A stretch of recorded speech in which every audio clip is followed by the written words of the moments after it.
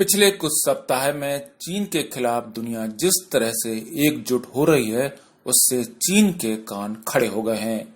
विस्तारवादी चीन को अब कोरोना के बाद हांगकांग, ताइवान और तिब्बत के मुद्दे पर भी ट्रिपल टेंशन मिलना शुरू हो गई है।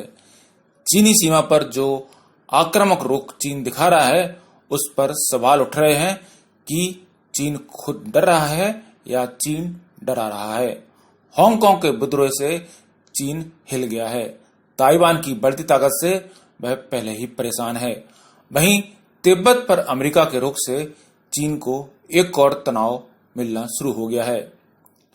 कथित रूप से चीन के अधिकार वाले ये 3 देश नहीं, बल्कि आज की तारीख में चीन के खिलाफ ताकतवर देशों के नए ट्रिगर पॉइंट बन गए हैं।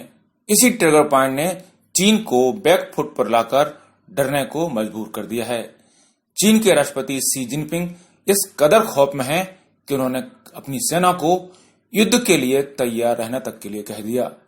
चीन की मीडिया के मुताबिक राष्ट्रपति शी जिनपिंग ने पिछले दिनों पीपुल्स लिबरेशन आर्मी और पीपुल्स आर्म्ड पुलिस फोर्स के साथ मीटिंग में ये बातें कही।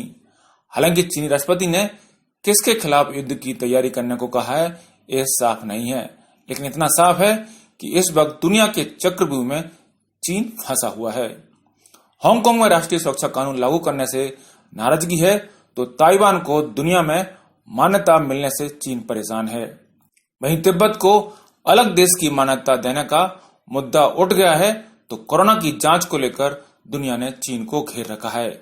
इस सब के बीच लद्दाख में चीनी सैनिक और भारतीय फौज के बीच तनातनी चल रही है। चीन को मालूम है कि लद्दाख में उसकी सेना से कोई चूक हुई तो मामला सिर्फ भारत और चीन तक सीमित नहीं रह पाएगा। लिहाजा चीन के विदेश मंत्री ने अब सफाई दी है और कहा है कि भारत के साथ सीमा पर स्थिति नियंत्रण में है। भारत में भी रक्षा जानकार मानते हैं कि हिंदुस्तानी सैनिकों से चीनी सैनिकों का फेस ऑफ यानी आमने सामने आना गर्मी के मौसम में आम बात है और एक ज्यादा गंभीर बात नहीं है। लेकिन सवाल यह है कि लद्दाख में जो हो रहा है वो सामान्य बात है, तो फिर चीन किससे लड़ने की तैयारी कर रहा है। दरअसल तिब्बत की राजधानी ल्हासा को चीन ने कब्जे में ले रखा है। तिब्बत बौद्ध आबादी वाला इलाका है और भारत का पड़ोसी भी, जिसके भारत के साथ लंबे परंपरागत अच्छे संबंध रहे हैं।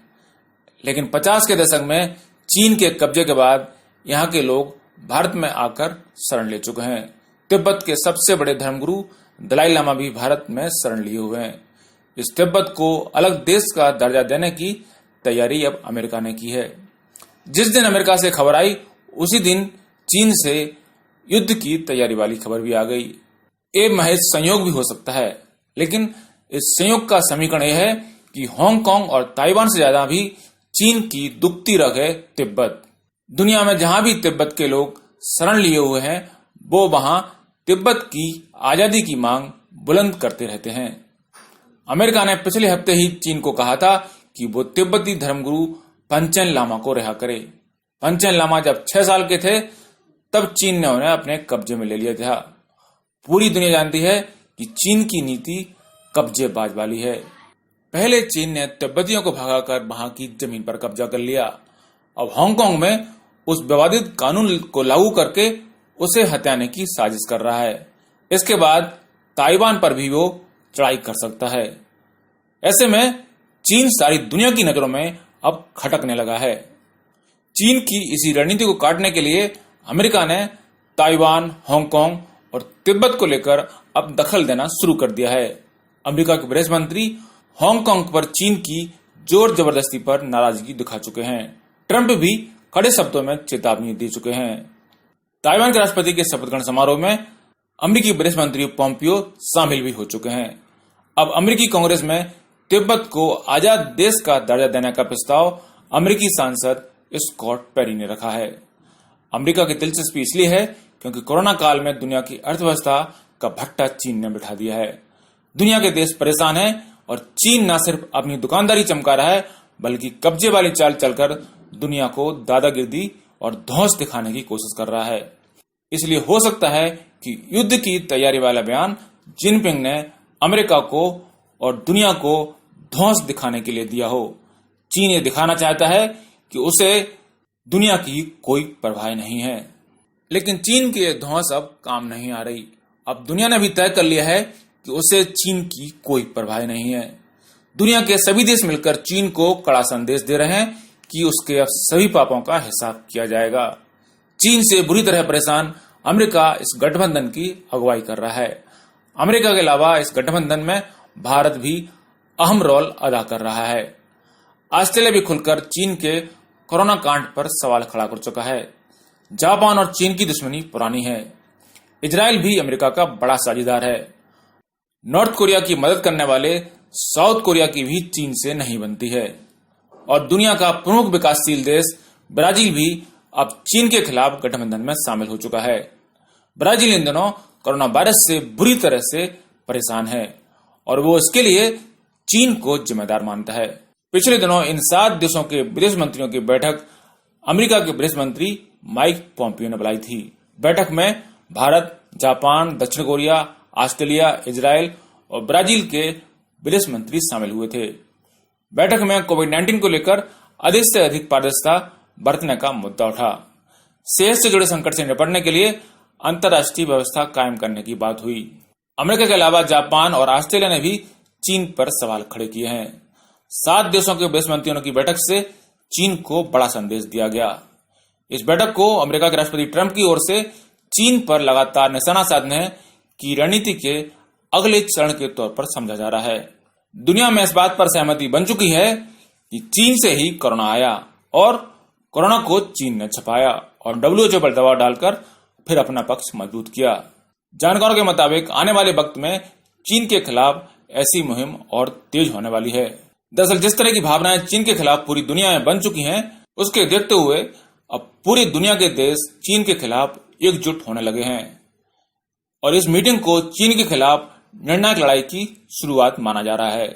7 देशों की इस मुहिम से अभी दुनिया में और कई बड़ी महाशक्तियां जुड़ जाएंगी, क्योंकि ब्रिटेन, फ्रांस और जर्मनी भी कोरोना से तबाही और बर्बादी के लिए जिम्मेदार चीन को ही मानते हैं। पिछले दिनों ऑस्ट्रेलिया के प्रधानमंत्री स्कॉट मॉरिसन ने कहा है कि कोरोना वायरस के प्रसार की स्वतंत्र जांच होनी चाहिए। विदेश मंत्री मारिस पायने ने इस बारे में अमेरिका, जर्मनी और फ्रांस के नेताओं से भी बात की है। ब्राजील के शिक्षा मंत्री ने कहा है कि कोरोना वायरस महामारी और चीन की वैश्विक कब्जेदारी की योजना के बीच एक संबंध है। यूरोपियन यूनियन ने कहा कि इस बात के सबूत हैं कि चीन कोरोना वायरस महामारी के लिए अपनी जिम्मेदारी से बचने के लिए पूरी जुगत लगा रहा है। अब यह दिखने भी लगा है कि उसने बाकी दुनिया की बहुत मदद की है। साथ ही चीन अब यह दिखाने की कोशिश में भी लगा है कि वो दुनिया की मदद कर रहा है, लेकिन हकीकत में चीन दुनिया की कोई मदद नहीं कर रहा। जर्मनी की गृह मंत्रालय ने कहा है कि चीनी राजनयिक जर्मनी के सरकारी अधिकारियों से मिलकर उनसे चीन के बारे में पॉजिटिव बयान देने के लिए दबाव डाल रहे हैं, लेकिन जर्मनी ने साफ कहा है कि संघीय सरकार ऐसे किसी आग्रह को नहीं मानेगी।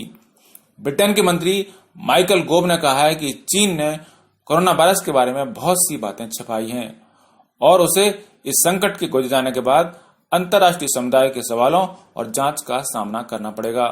दरअसल कोरोना वायरस पर अब जुबानी जंग से बात बहुत आगे बढ़ चुकी है।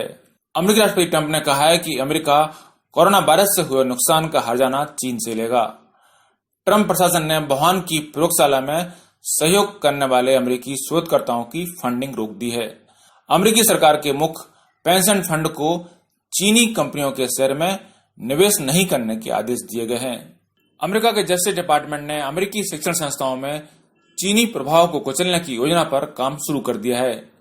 ट्रंप प्रशासन ने आदेश जारी कर दिया है कि अमेरिका स्थित 5 चीनी समाचार संस्थानों में काम करने वाले चीनी नागरिकों की अधिकतम संख्या क्या हो। सिर्फ यही नहीं, अमेरिका में 14 राज्यों के रिपब्लिकन अटॉर्नी जनरलों ने राष्ट्रपति डोनाल्ड ट्रंप से यहां तक कहा है कि वह कोरोना वायरस वैश्विक महामारी फैलने के कारण हुए नुकसान के लिए राज्यों और संघ की साझेदारी की मदद से चीन की जवाबदेही तय करें और उससे मुआवजा वसूलें। सिर्फ अमेरिका ही नहीं, कोरोना वायरस से हुए नुकसान पर भारत, जर्मनी आदि देशों में कई संगठनों ने चीन के खिलाफ मुकदमे ठोक दिए हैं। इनमें भारत के कानूनी संगठन, जर्मनी का अखबार समूह, अमेरिकी सांसद, वकील और कंपनियां तक शामिल हैं। अमेरिकी वकील ने तो $20 ट्रिलियन के हट जाने का मुकदमा किया है, जो चीन की जीडीपी से भी ज्यादा है। अमेरिका की संघीय अदालतों में कम से कम 6 मुकदमे चीन के खिलाफ दर्ज किए गए हैं। चीन को आर्थिक चोट पहुंचाने के लिए वहां से विदेशी कंपनियों को हटाने का काम जोरों पर है। वैसे इसकी तैयारी ट्रेड वार से ही शुरू हो गई थी, लेकिन अब इस काम में तेजी आई है। भारत, वियतनाम, ताइवान और कोरिया को अब चीन के मुकाबले खड़ा करने की योजना है। जापान ने तो अपने देश की कंपनियों को चीन से हटने के लिए $2.2 बिलियन का पैकेज देने का भी ऐलान किया है। जापान का कहना है कि अब जापान में ही कंपनियों को लौट आना चाहिए, ताकि कोरोना महामारी जैसी भविष्य की किसी स्थिति में सप्लाई चेन टूटने का खतरा ना रहे। वहीं अमेरिका भी चाहता है कि अब चीन से अमेरिकी यूनिट्स को कहीं और जाना चाहिए। अमेरिकी विदेश मंत्री माइक पॉम्पियो ने कहा है कि ट्रंप सरकार सप्लाई चेन के पुनर्निर्माण पर Bharat, Australia, Japan, New Zealand, south Korea और वियतनाम के साथ मिलकर काम कर रहा है। ट्रंप प्रशासन ग्लोबल सप्लाई चेन को चीन से शिफ्ट करने के लिए एक्सप्रेस गति से लगा हुआ है। इस स्थिति को कैश कराने के लिए भारत ने बड़े पैमाने पर तैयार की है और 1000 विदेशी कंपनियों से बातचीत भी की गई है। एक कदम कितना अहम है, इसका अंदाजा इस बात से लगता है कि चीन की आर्थिक स्थिति काफी कुछ अमेरिका पर निर्भर है। 2018 में चीन और अमेरिका का व्यापार $659 बिलियन का हुआ था। चीन ने $539 बिलियन का सामान अमेरिका को निर्यात किया था। अब दोनों देशों के बीच तनातनी के कारण चीन की खुदरा बिक्री 20.5% और औद्योगिक उत्पादन 13.5% घट चुका है। और अब ताजा तनातनी के बाद $200 बिलियन की ट्रेड डील भी खटाई में पड़ी हुई है। ऐसे में साफ है कि दुनिया भर में चीन के खिलाफ हो रही इस गोलबंदी से निकलना चीन के लिए किसी चक्रव्यूह से निकलने से कम नहीं होगा। ब्यूरो रिपोर्ट, पत्रिका टीवी।